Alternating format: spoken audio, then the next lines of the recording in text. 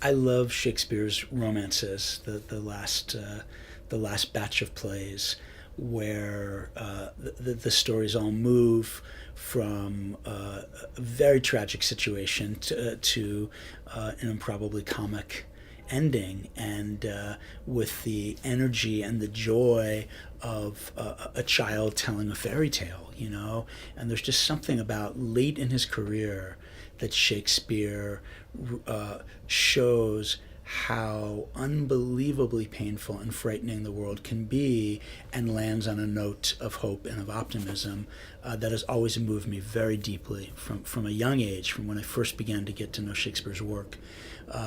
I've directed The Winter's Tale, and this is the second of his romances that I have the privilege of directing.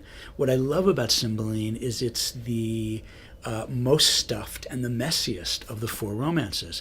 And critics, of course, have argued for centuries over, you know, is it a romance? Is it a tragedy? Is it a comedy? Is it a history? Is it, you know, it's got all of these tonal shifts. And I think that is Shakespeare's art at its most sublime, actually, is these quicksilver turns in tone and in genre, frankly. And so the more time I spend with the play, the more deeply I love it. We did a reading this fall with most of the cast members gathered, and just hearing the play begin to come to life with these amazing actors was really exciting. We're sharing a physical environment for all three plays outdoors. So it's an abstracted setting of the woods, of nature. Midsummer Night's Dream, Robin Hood, and Cymbeline all have a very strong nature setting for at least part of their stories. And it's just Michael Ganio's designing this wonderful playground for all three companies of these three productions to share. Our production of Cymbeline is set in a medieval fairy tale world, but like Shakespeare's play, of course, it's not one particular point in time. Shakespeare's play, each setting within the play has a very different feel and almost feels like it belongs to a different historic era.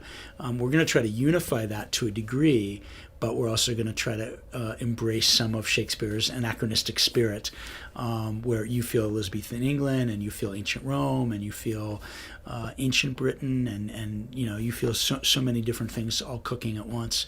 But it will be a period production with those beautiful dresses that touch the floor, that are always so, you know, gorgeously created by the artisans in our costume department.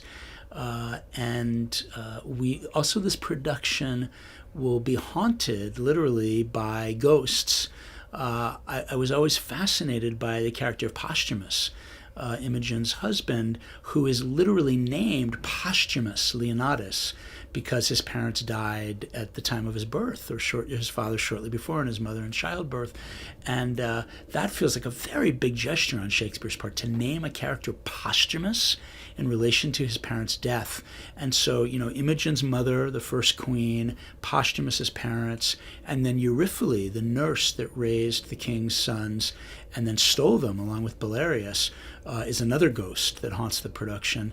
And so I think these four ghosts will give us an emotional groundedness in terms of the loss that pervades the play, hopefully in a really lovely way. It's been 15 years since OSF last produced Cymbeline. So if those of you watching have not seen this play before, you need to come see this production. If you have seen this play before, I would say you need to see this production, because it's going to be a really moving and very, very beautiful, passionate, and clear telling of the story.